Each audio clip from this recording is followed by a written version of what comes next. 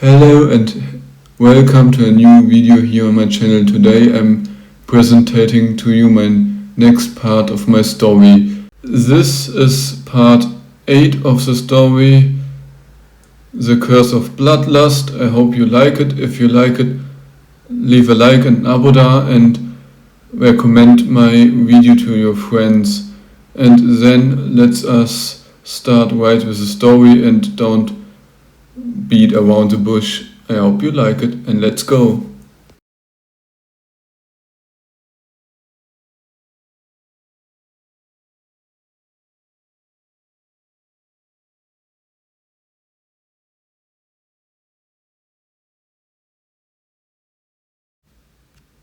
Put the weapons down. This isn't how we raised you, and it's not something a Blackstone should do.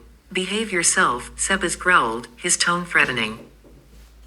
I really don't know whether you're just a bit stupid or you truly think I'd forgive you that easily. I'm here to disown you, but if you won't sign the papers, I can just walk away, Rune replied, turning and striding back toward the closed door, unwilling to remain any longer than absolutely necessary. I'm sorry we neglected you. We behaved terribly, but maybe we can make it up to you, Maria called after her, and Rune paused in sudden surprise, but Sebas did not stop speaking, his words inflicting more damage than he could ever have intended. He had never been the emotional type or understood the impact of his words or his blows. I'm sorry too, sister, spoke the left twin in unison with her other self, her voice gentle yet pained. We never meant to do it. In hindsight, I realize how cruel I was to you. I took out my anger and frustration, what made me angry, on you because others did the same. I know nothing can undo that pain, but I overlooked how much it hurt you, and one thing led to another until I couldn't stop. I don't know when or why it began, I just know it was incredibly stupid. Even if you never use your magic for us or want nothing more to do with us, we deserve this apology. Rune still found it hard to comprehend that her two identical twin sisters shared a single consciousness, but their heartfelt words, sincere even if her father might be lying, came too late to undo the past. I'd like to know what changed your minds, Rune admitted, lowering her weapon slightly but keeping her guard. I apologize for overreacting. I know it's probably inappropriate to show up armed, but I don't trust you. I will not apologize again for my distrust or my trauma. The weapons stay, and I do not regret the precautions I took. She gave them a moment to respond. It was clear this would be more difficult than she'd anticipated. She made it plain she no longer considered herself part of their family and that she would keep the surname Silverstar. Okay, I see neither of us was entirely right. You had your stresses and reasons for what you did. What's done is done, and whether I can forgive you in the future remains to be seen. I accept that you won't erase my name from your family records, but don't expect forgiveness. I've had plenty of time to reflect on you, my family, and it won't be easy to forgive. I trust you not 1 inch further. I won't waste more time lying. I understand why you partly feared or disliked me. I can't say if it was your upbringing, the bullying at school and at home, or if I was simply born without empathy. Many would see me as crazy, not good, but that no longer matters. Whether it's your fault or mine, or just how I was born, it no longer matters. It's too late and has been for a long time. I hope our relationship can improve, but don't think I'll try very hard. Goodbye, Blackstone family. Rune swept from the villa and returned to Michael, her most trusted confidant. As she slid into the limousine beside Gaius Godfield, he remarked, that was quite an emotional showdown. I thought it would take longer. Oh my holy shit, you're still here, how the hell did you sneak up on me? I completely forgot you were even in the room, Rune said, blinking in irritation that someone could creep up on her despite her vampiric senses. They set off again, Rune already plotting her next moves. Between glances at Gaius and Michael, she wondered whether she should reveal her true innate magic to Gaius at all. On the one hand, it would be nice to have someone I can trust, but on the other hand it's a risk. The more people know what I can really do, the sooner someone will figure out what I'm capable of. There must be an innate magic that allows telepathic influence over others' minds, or perhaps even a learnable spell to that effect. either way, it definitely wouldn't be safe if I told anyone else. And I haven't even copied Nathan Godfield's magic yet. Once I possess creation and manipulation of gods and demons, I'll certainly feel more confident, and the risk will diminish, but I'll still need to find other powerful innate magics to copy. Maybe I should start planning which spiritual creatures I want to create and how best to do it. It would be ideal to have a spirit that can serve as a decoy and help me gather blood and copy magic, something that looks like me, with the ability to transform into bats and drink blood. If I base that creature on people's fear of vampire powers rather than on their weaknesses, it should inherit those strengths. I wonder if I can even call them spirits. In any case, that would give me an ally to carry out my plans and bring me blood, but only after I've copied Nathan's magic, and for that I need to buy certain potions. Yes, throw money at the problem until it's solved. In the end, Rune decides to stay silent from this moment on and not reveal her magic to anyone until she's strong enough. It'll be amusing when people learn she's the greatest copycat imaginable, but the question remains what her own innate magic is actually called. As Rune sits in the limousine, thinking about herself and her goals, she simply tells her butler to drive to Indrigo, the place she read about at school where magical items can supposedly be bought. She doesn't care how he gets them there. Rune is certain there must be a teleportation circle or some magical way. When Michael responds, she sees her suspicion was correct, he knows the route. As you wish, my lady, I will take you to Indrigo today. The journey will take about 30 minutes, so please hold on. Holding tight while Gaius does the same, Rune feels herself pressed into the seat by a speed no ordinary limousine should reach. But her thoughts drift back to her innate magic. For the last 2 days, I've felt a stronger connection to my magic, as if it's doing something to me, or my emotional bond has deepened. Yet I still wonder what its name is. It seems innate magics aren't named by their users but are born with them, or at least that's how it feels. Magic is so strange. One moment it seems alive, the next it doesn't. Why is it so instinctive, and why do I feel like something is about to happen? A single thought flashes through Rune's mind, Ouroboros, god of echoes.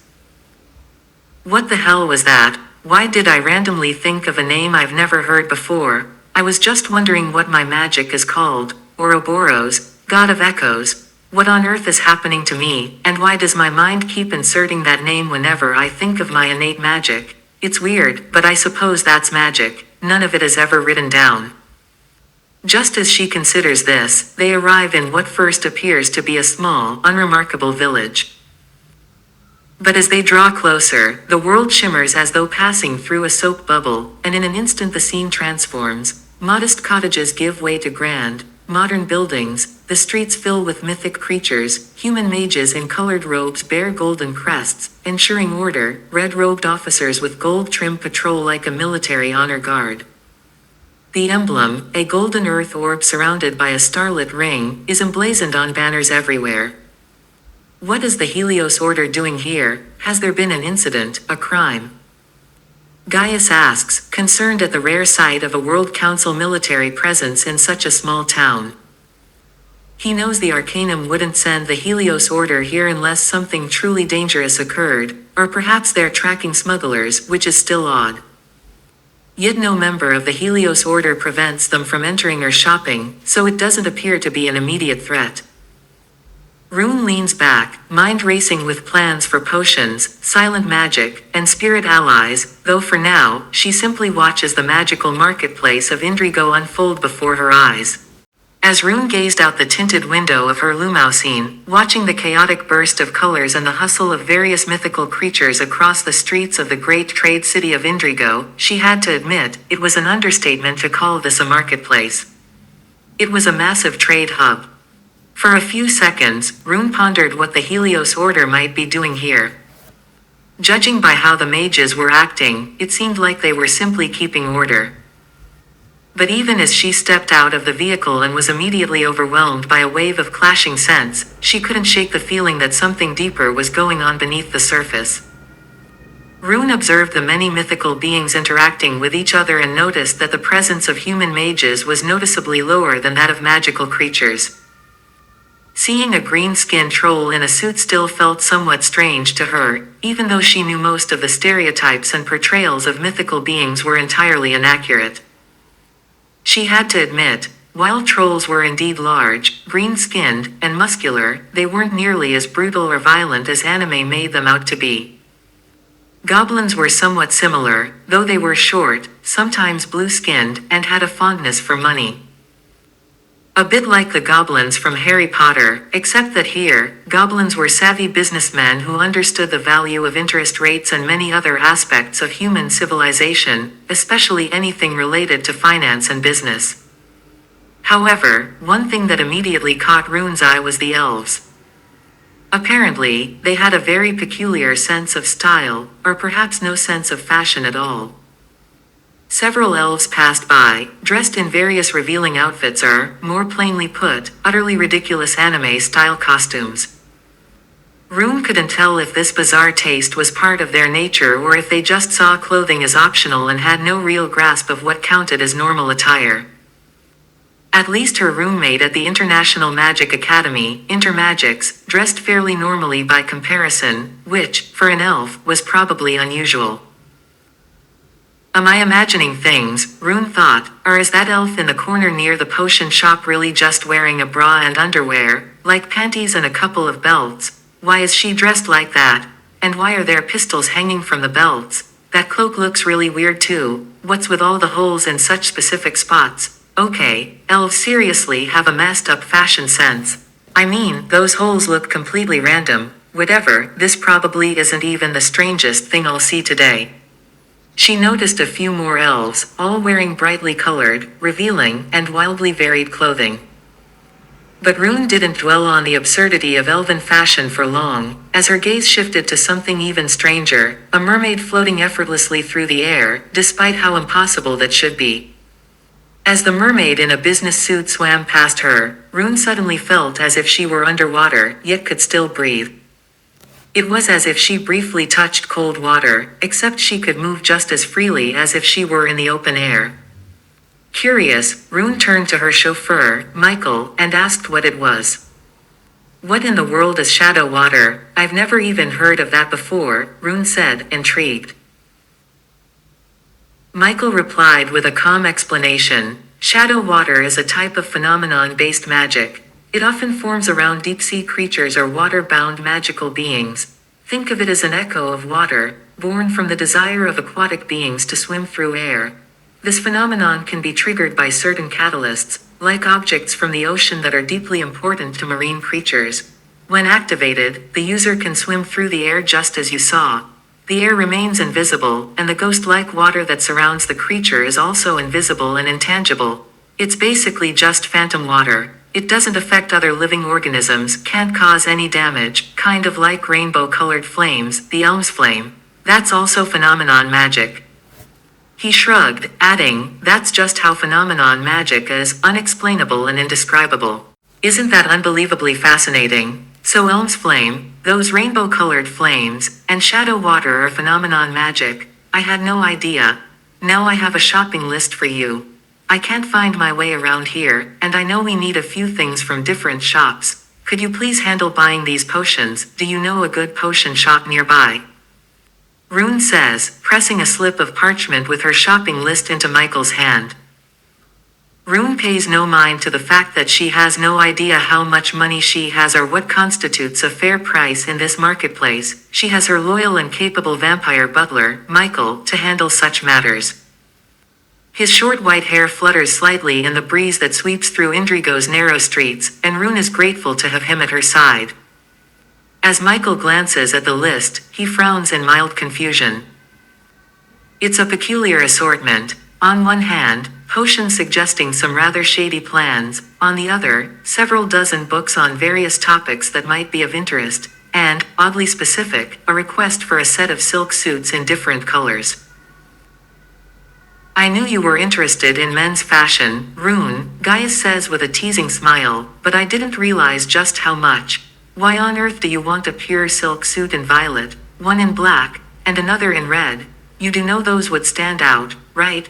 What am I supposed to do? I like suits, they're sharp and elegant.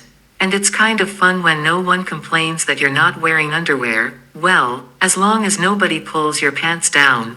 Though that's pretty unlikely in a fight, and I don't plan on getting into a fight for no reason, Rune replies, watching Gaius's expression. Are you saying you're not wearing any underwear? Gaius asks, clearly puzzled as he studies her. Rune steps closer, meeting his gaze. What's the problem with not wearing underwear? She asks, her cheeks warming as a seductive smile plays on her lips, teasing him. Without addressing the underwear question further, Rune turns and follows Michael through the bustling streets to purchase the items on her list. As Rune follows Michael through the streets of Indrigo's trade district, the sensory overload threatens to overwhelm her. Every inch of this city seems suffused with magic.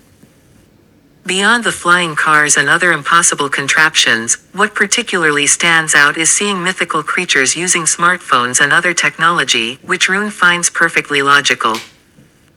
It would be far stranger, in her opinion, if the magical community in Germany shunned technology. That would be nonsensical and a sign of weakness. Even though the atmosphere might seem relaxed at first glance, Rune senses a tension in the air, like the charged stillness before a storm. From everything she's learned over the past days and months, she knows exactly what it means. Her attention is drawn to a large street screen, where an elven news anchor appears. Her pointed ears twitch uncertainly as she leaves through her documents before turning to the camera. This is clearly a broadcast dedicated solely to the mythological world, still a strange sight, as if it ought not to exist, yet undeniably fascinating.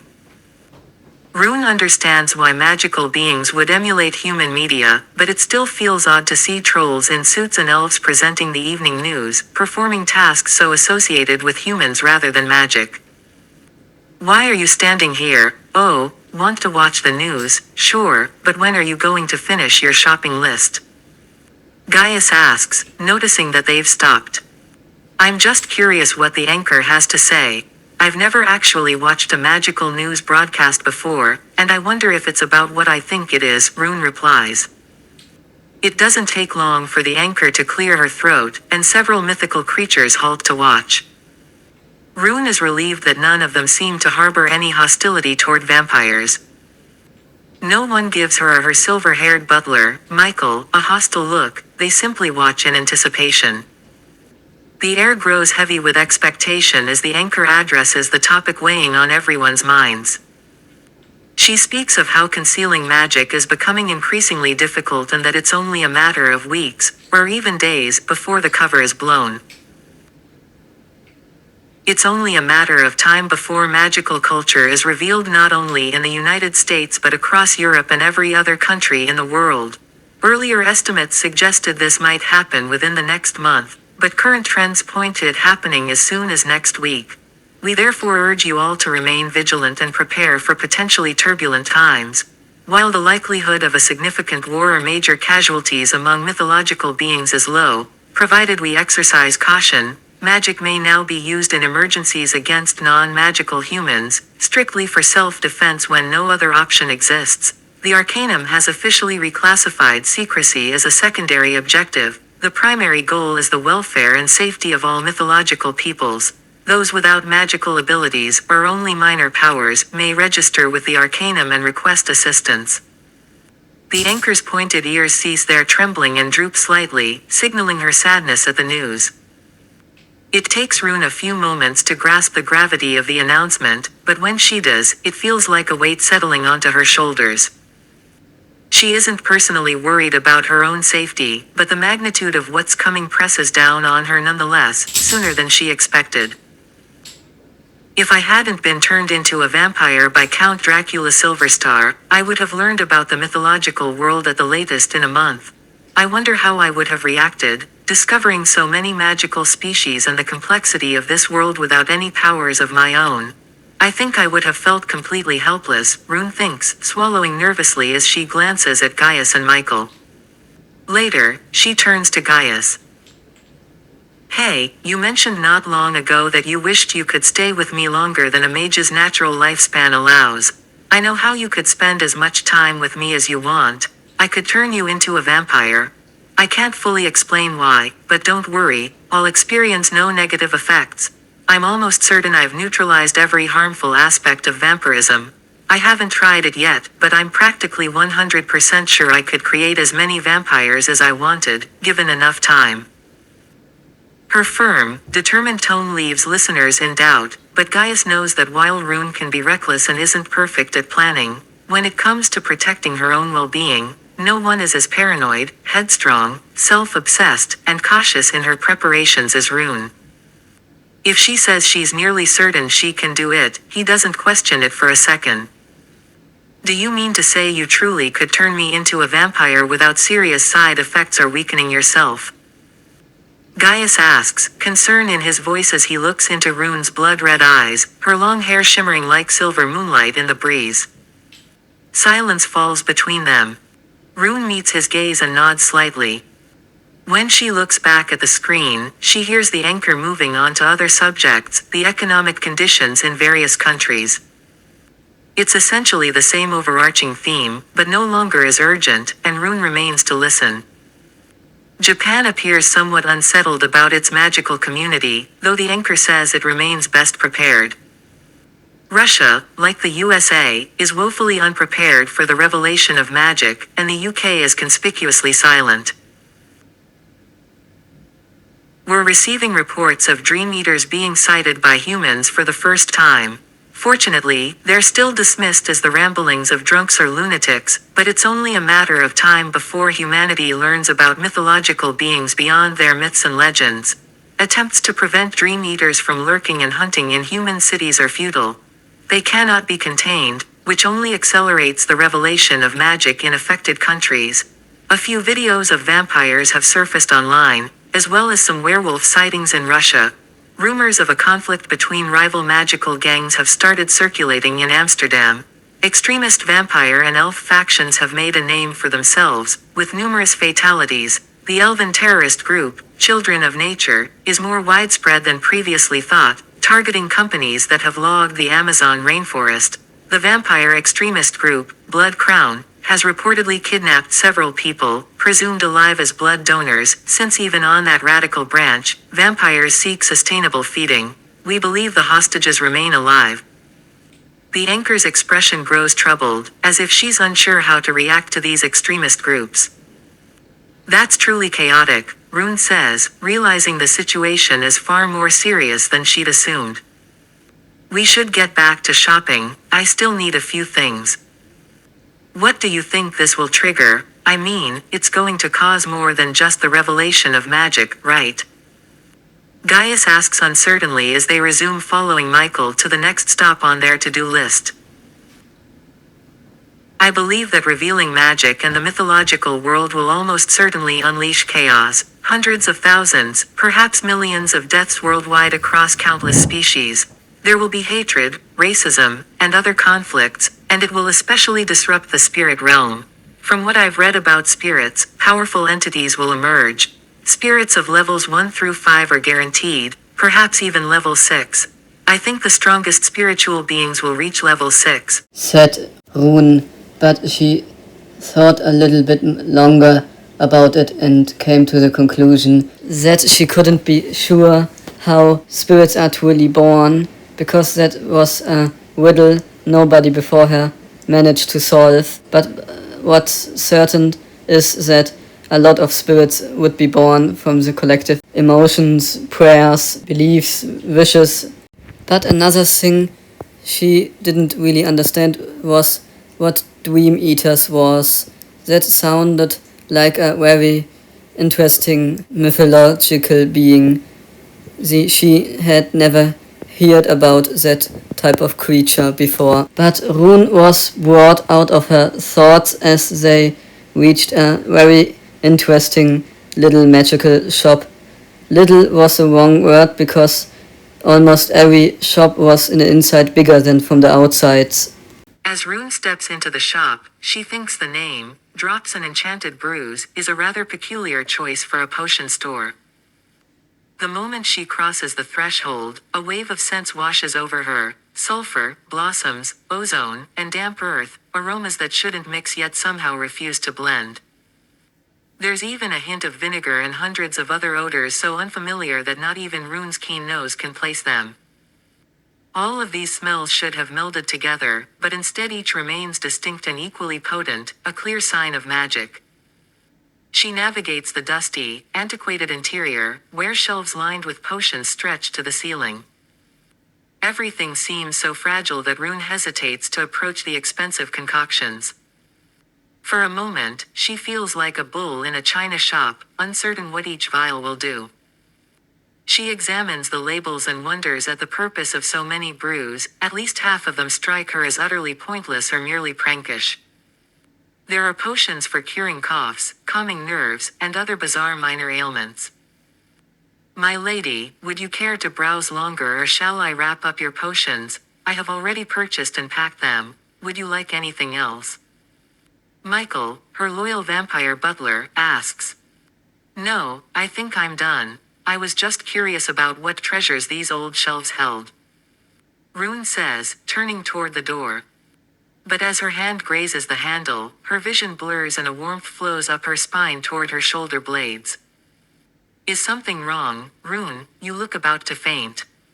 Gaius calls, rushing to her side, but before he reaches her, the sensation fades. As Rune struggles to describe what happened, Michael offers a helpful explanation. "Please don't worry, my lady. It's simply the growth of your wings making you uneasy. It's a perfectly normal process for vampires, though I did not expect the power of the old Count Dracula to integrate so quickly.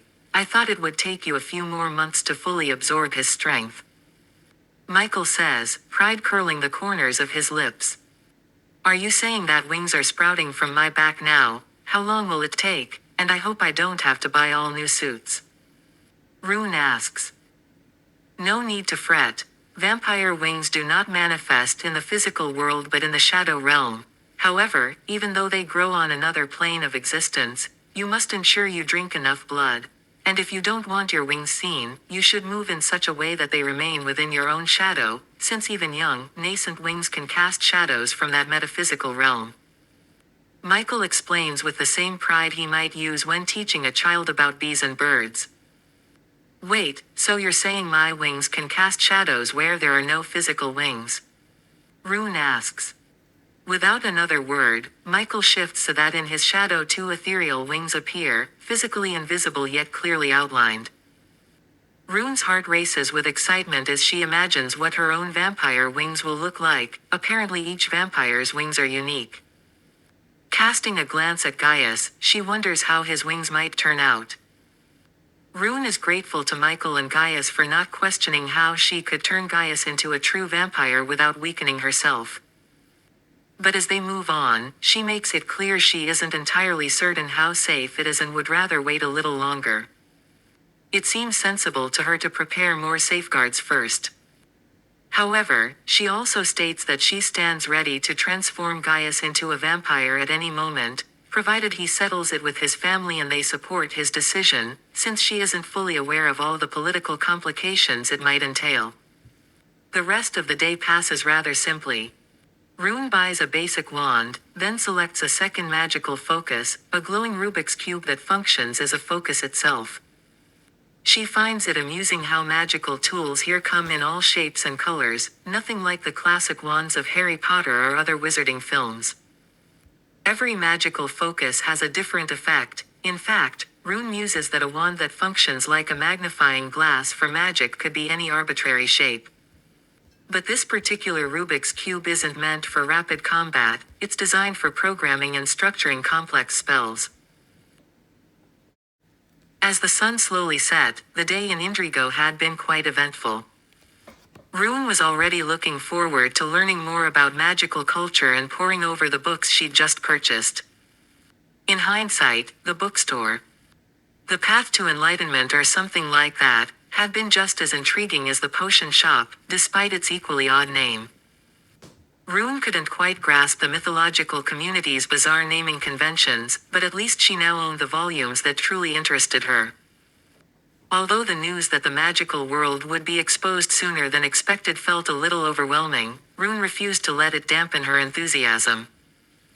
With the weekend and a brief break from her studies ahead, she had time to examine these books, and even explore Count Dracula's private library more thoroughly.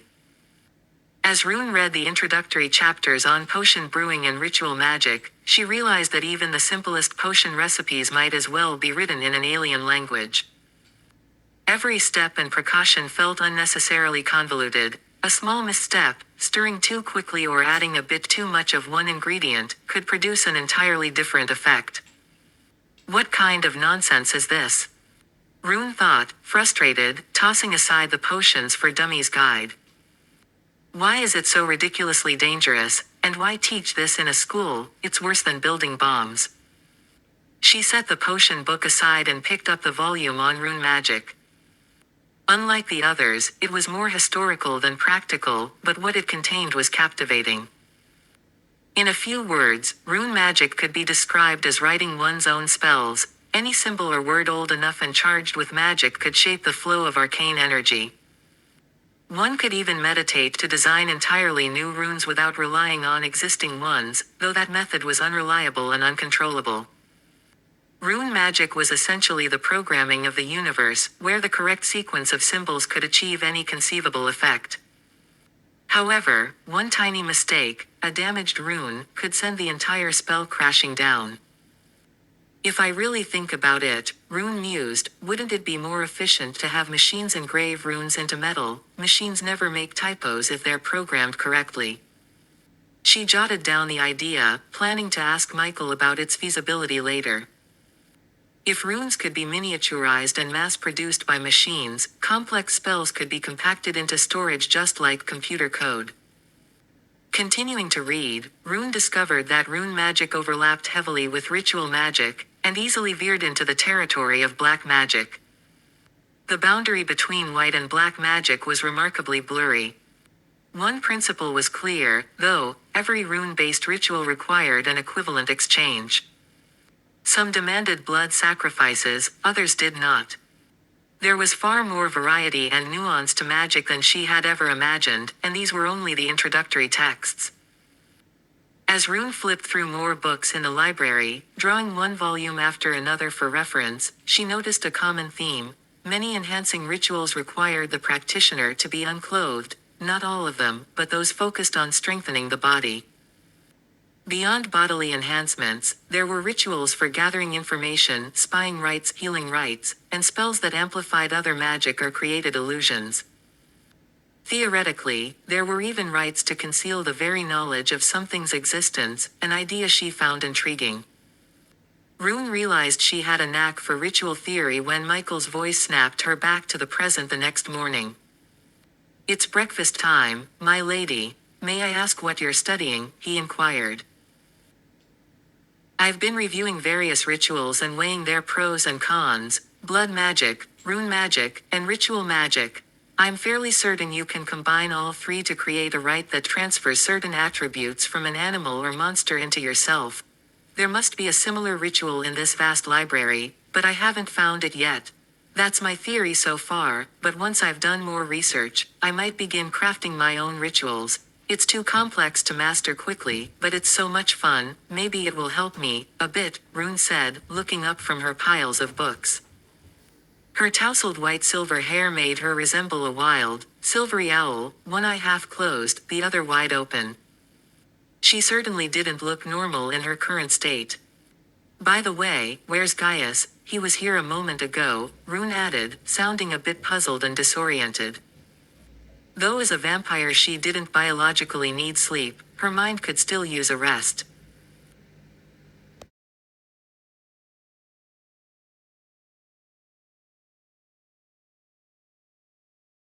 And thank you for your attention. That's it for today.